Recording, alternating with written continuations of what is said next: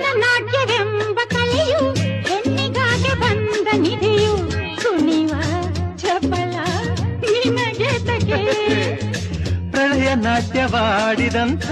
ನೀಲಕಂಠ ಗಂಡು ತಾನೆ ಮರುಳೇ ನಿನಗೆ ಅರಿವಿಲ್ಲವೇ ಇನ್ನೇಕೆ ಸರಸದ ನೆಪದಲ್ಲಿ ಸಮಯವ ಕಳೆಯುವೆ ಮಂಕೆ